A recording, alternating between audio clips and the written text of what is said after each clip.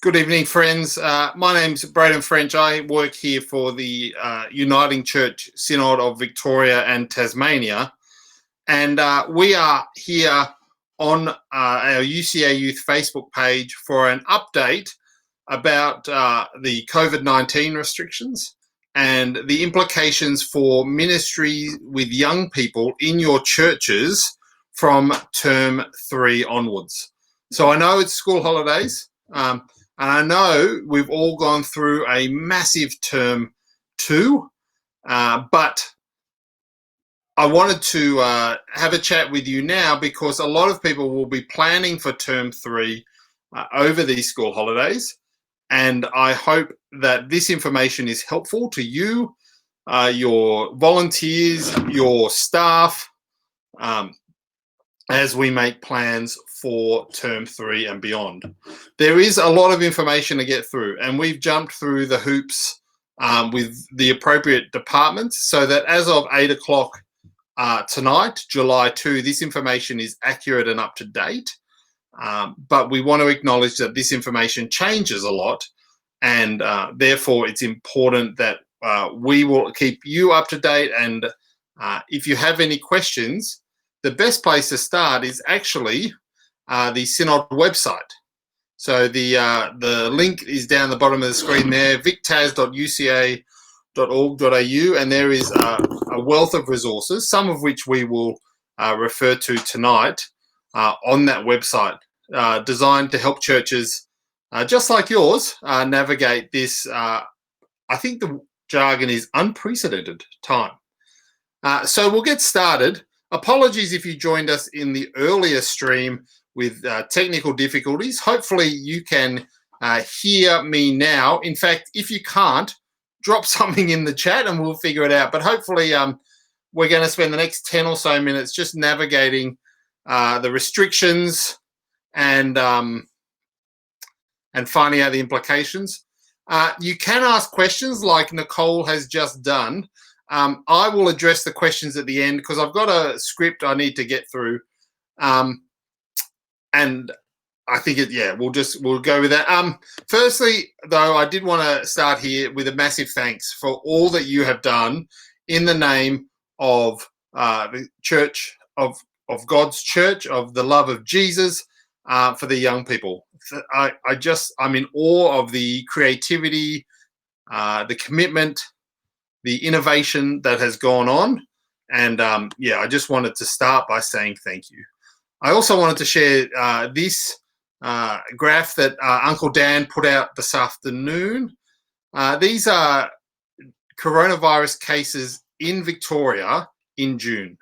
And you can see that it actually dismisses that whole myth of that this virus doesn't affect young people. Nearly half of all cases have come with those under the age of 30. So we need to be vigilant and we need to take care because this is affecting everyone.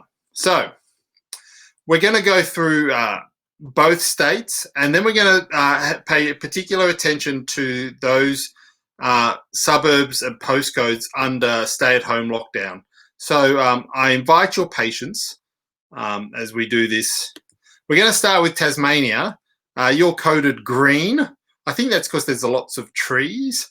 But according to the state legislation in Tasmania, your gatherings are now limited to 250 people based on the floor plan.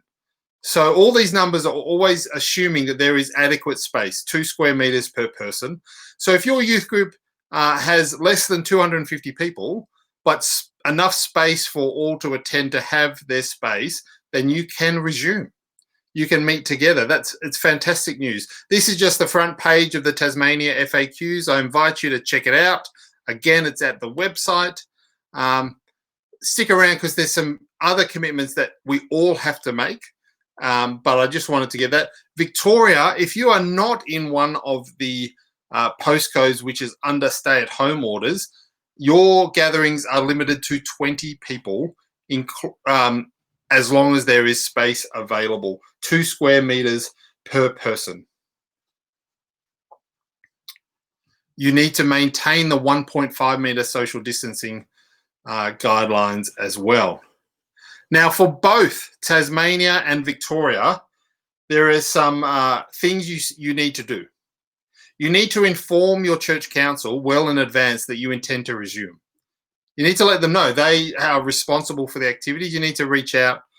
They will be working on some of this anyway, so they might have extra advice or wisdom. You need to follow the guidelines for social distancing and personal hygiene. You need to keep contact tracing information of everyone who attends for 28 days. Name and phone number is sufficient in case there is a case, in case there is a diagnosed case found.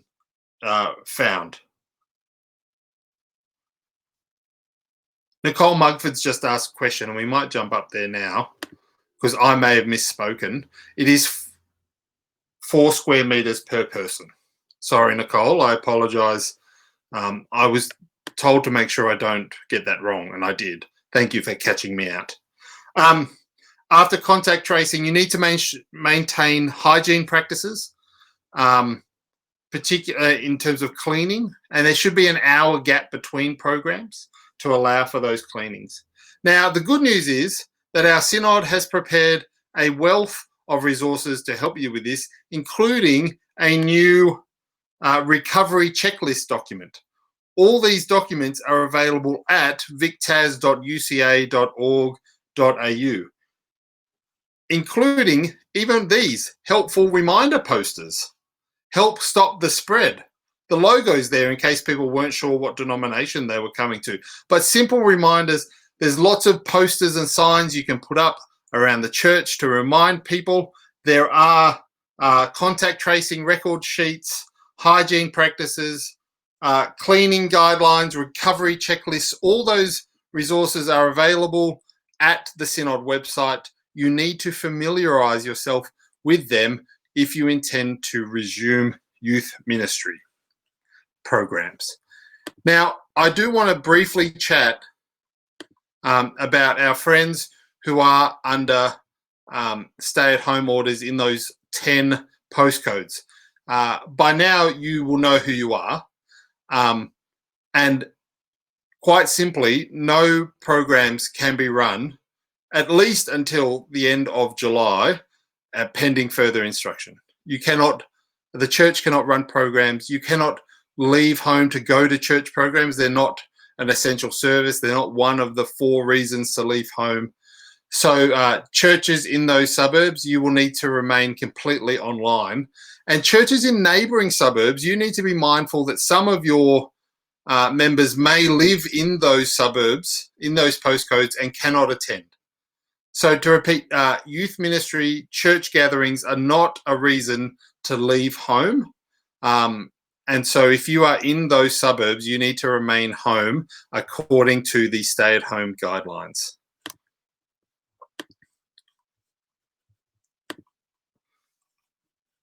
We've been living with these restrictions for a little while now, so you will be aware that they change often. It's been a month since we did one of these updates, and I would anticipate we will have another one as term resumes. However, the purpose of tonight is to give some shape to your planning, whether you can look to resume if the guidelines allow for your group, or whether you need to maintain a focus on remote gatherings and digital youth ministry. We want everyone to be safe, not just the young people attending, but their families, people in the wider community, those who might use the facilities as well. So I want to finish just with a couple of questions that you and your team may want to consider. How will you continue to communicate with families? How will you care and include those who cannot return to your physical gatherings, whether they're under lockdown, whether they are in one of the vulnerable categories? How will you continue to connect them, particularly if the group does resume but they cannot? How will you still maintain relationship and fellowship with them? how will you be confident that you can stay within the safe threshold? And what are the plans if person number 21 turns up? Or if someone turns up and has symptoms of illness, how will you offer care and safe guidelines in those situations? You might want to consider some sort of rostered rotation, some sort of staggered return, the use of multiple venues, outdoor venues. You might want to start playing hide and seek and just stop halfway. We will need to continue to innovate. We will continue to care and be diligent as we ease our way back into youth ministry programs. The team at UCA Youth are here to help. We would love to support you. You can hit us up at our website, which is up here, or through this Facebook page, which you are watching this stream on. You can just send us a message and we will get in touch. We can chat over the phone or via email.